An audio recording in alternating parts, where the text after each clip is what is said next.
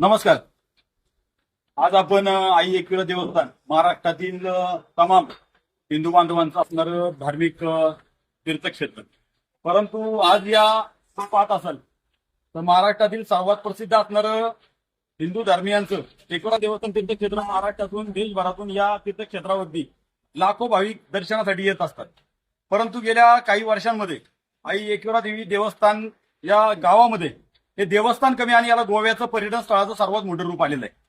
या गावामध्ये जर कधी पाहायला आलं तर सर्वात मोठा त्रास या पर्यटकांमुळे जो आगरी समाज कोळी समाज जो दर्शनाच्या साठी आज एकविरा देवी मंदिरामध्ये येतो, हा दर्शनासाठी कमी आणि इथे नंगानाच करण्यासाठी सर्वात जास्त प्रकार करण्यासाठी येतो का, असा आम्हाला सवाल विचारायचा आहे. कारण शनिवार रविवार या 2 दिवसांमध्ये या समाजाकडनं सर्वात मोठं मद्यपान या गावामध्ये केलं जातं.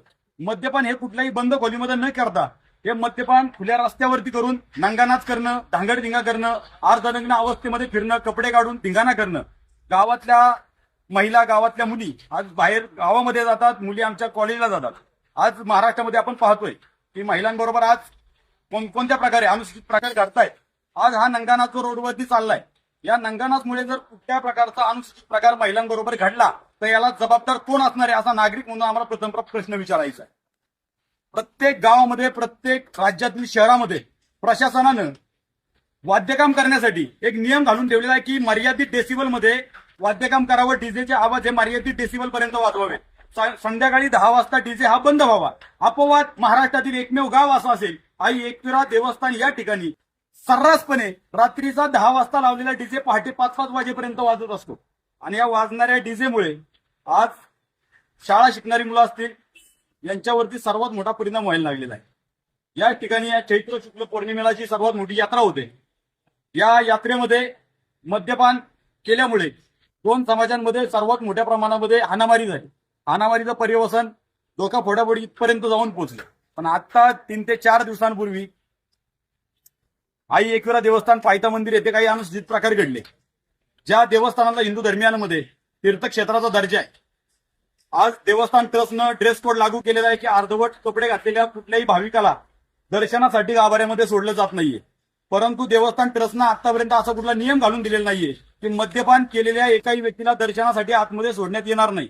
महाराष्ट्रातील कुठल्याही देवस्थानामध्ये धार्मिक स्थळावरती मद्यपान केलेल्या व्यक्तीला गर्भगृहामध्ये सोडलं जात नाही. परंतु आई एकविरा देवस्थान या ठिकाणी मद्यपान केलेले व्यक्ती हातामध्ये बिअरच्या बॉटल घेऊन आई एकविरा देवीच्या दरवाजामध्ये धांगडधिंगा करतायत, नंगानाच करतायत. याला जबाबदार कोण? नक्की या ठिकाणी धर्माचं, देवाचं, देवीचं पावित्र्य राखलं जातंय का? आणि सर्वात महत्वाचा विषय, इथले स्थानिक वर्गीय, इथले स्थानिक नागरिक ज्यावेळी त्यांना प्रश्न विचारण्यासाठी जात आहेत की हा रस्ता वाहतुकीसाठी, तुमच्यामुळे वाहतूक विस्कळीत होतीये, हे मंदिर दर्शनासाठी इथे कुठल्याही प्रकारचं दारू पिऊन धांगडधिंगा करू नका, तर सर्वात मोठ्या प्रमाणातली या ठिकाणी जातीयवादाची भाषा बोलली जाते की आम्हा आग्र्यांची देवी आहे. मला एक सर्वांना, महाराष्ट्रातील तमाम भाविकांना एक सूचित करायचंय की आई ही सर्वांची असते.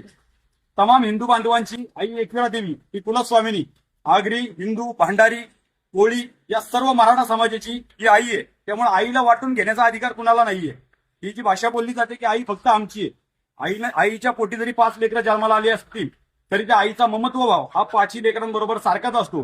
त्यामुळे आई एकविरा देवीचं टेंडर फक्त आमच्याच नावावरती मारलंय. ही भाषा वापरून या ठिकाणी जातीयवादाला रंग देऊ नये अशी आम्ही विनंती करतो. आणि सर्व देवस्थान ट्रस्ट असतील, पुणे जिल्ह्याची एसपी असतील, लोणावळा ग्रामीणचे पीए असतील, या सर्वांना आम्ही प्रथमतः नागरिक म्हणून विनंती करतो की शनिवार रविवार या भयंकर धांगडधिंग्यामुळे कारल्यापर्यंतची वाहतूक व्यवस्था विस्कळीत होते.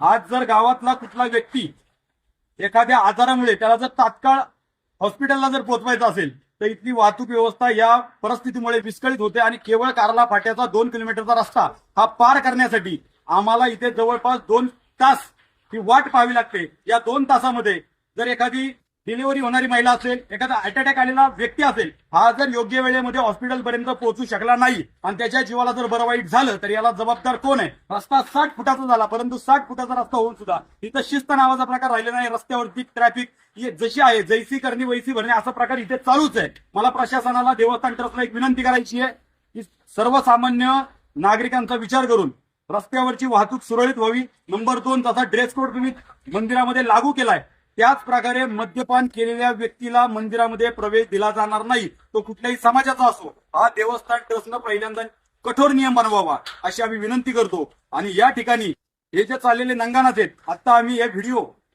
मीडियापर्यंत पोहोचवलेले आहेत. रस्त्यांवरती रस्ते बंद करण्याची कामं होत आहेत, रस्त्यांवरती दळवी लावलं जाते, रस्त्यांवरती मांड्या घालून अर्धनग्न अवस्थेमध्ये रस्त्यावरती धांगडधिंगा केला जातोय. मला एकच विनंती आहे, ज्यांना धांगडधिंगा अर्धनग्न व्यवस्थेमध्ये करून या रस्त्यावरती करायचं त्यांनी गोव्याला जावं. या गावामध्ये येऊन गावाची सामाजिक व्यवस्था, सामाजिक सलोखा, शांतता बिघडवण्याचं काम करू नये अशी आम्ही विनंती करतो. आणि याच ठिकाणी मीडियाला आणि प्रशासनाला विनंती करतो, या विषयावरती लवकरात लवकर आवाज उठवून तुम्ही तोडगा काढावा अशी विनंती करतो.